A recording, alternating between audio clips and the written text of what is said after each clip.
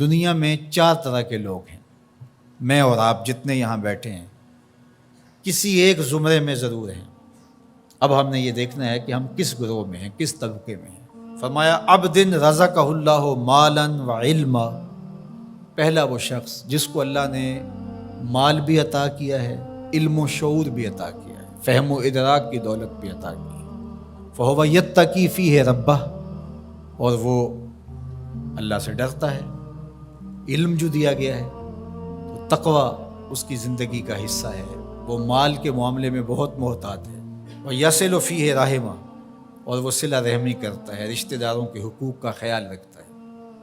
وَيَعْلَمُ لِلَّهِ فِيهِ حَقًّا، اور جانتا ہے کہ اس مال میں اللہ کا حق کیا ہے، اس کی زکوٰۃ بھی نکالنی ہے، عید آئی تو فطرانہ بھی نکالنا ہے، حج کا موسم ہے تو قربانی بھی پیش کرنی ہے، ضرورت مند حاجت مند میری دہلیز پہ آئیں سوال کریں تو میں ان کے سوال کو پورا بھی کرنا ہے، جو مانگتا ہے اس کو بھی دینا ہے، جو عزت نفس کی وجہ سے مانگ نہیں سکتا لیکن ضرورت ہے اس کی، میں ڈھونڈ کے اس کی دہلیز تک پہنچنا ہے۔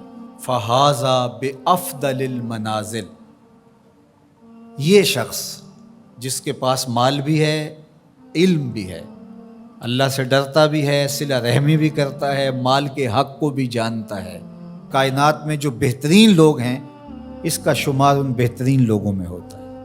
وَعَبْدٌ رَزَقَهُ اللَّهُ عِلْمًا، دوسرا وہ شخص جس کو اللہ تعالیٰ جل شانہ نے علم عطا کیا، وَلَمْ يَرْزُقْهُ مَالًا، لیکن اس کے پاس مال و دولت نہیں ہے، فَهُوَ صَادِقُ النِّيَّةِ، لیکن بڑا سچی نیت کا شخص ہے۔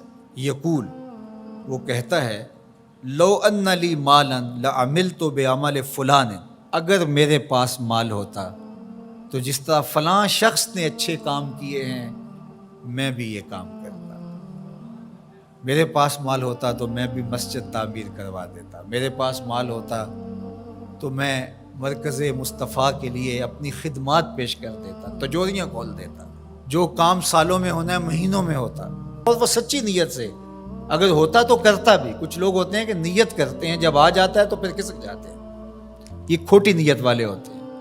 جب مال آتا ہے تو کہتے ہیں نہیں اس مال سے اور مال بنائیں گے پھر مال دیں گے، کچھ لوگ یہ سوچتے ہیں۔ بعد میں تھوڑے سے پیسے آئے وہ کہتے ہیں بس اس سے اور کاروبار کریں گے، پھر اور پیسے ہم ایک بار اشارہ کر دیں گے، اور وہ ساری زندگی کر نہیں پاتے۔ اور جنہیں نصیب ہوتا ہے وہ مزدوری کے پیسوں سے بھی 4 آنے پیش کر دیتے ہیں۔ اللہ اکبر۔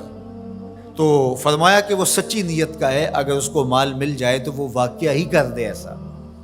تو فرمایا جب قیامت کے دن نامہ اعمال تولے جائیں گے یہ دونوں لوگ برابر ہوں گے۔ تیسرا شخص حضور نے ارشاد فرمایا، وَعَبْدٌ رَزَقَهُ اللَّهُ مَالًا وَلَمْ يَرْزُقْهُ عِلْمًا، تیسرا وہ شخص جس کے پاس مال بہت سارا ہے لیکن علم و شعور نہیں ہے، جہالت کی وجہ سے، علم نہ ہونے کی وجہ سے مال کو صحیح جگہ پہ خرچ نہیں کرتا، اور رب سے ڈرتا بھی نہیں ہے، رشتہ داروں کے ساتھ سلوک بھی اس کا کوئی اچھا نہیں ہے، مال نے اس کو مغرور بنا دیا ہے، اور مال کے حق کو بھی نہیں جانتا، اس مال کو خرچ کہاں کرنا ہے یہ بھی نہیں جانتا۔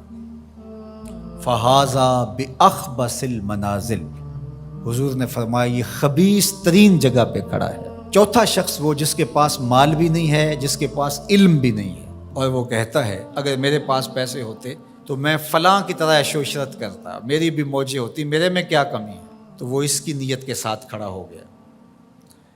فَوِزْرُهُمَا سَوَاءٌ، اللہ کے محبوب فرماتے ہیں گناہ میں یہ برابر ہیں، یہ بھی اسی کی منزل میں ہے۔ اب میں اور آپ یہ دیکھیں کہ ان 4 میں سے ہم کوئی ایک ضرور ہیں، ہم کہاں کھڑے ہیں۔ اگر پہلی 2 منزلوں میں ہیں، پہلے 2 طبقوں میں ہیں تو شکر کا سجدہ کیجئے، اور اگر دوسرے 2 طبقوں میں ہے تو توبہ کرنے میں دیر نہ کیجیے۔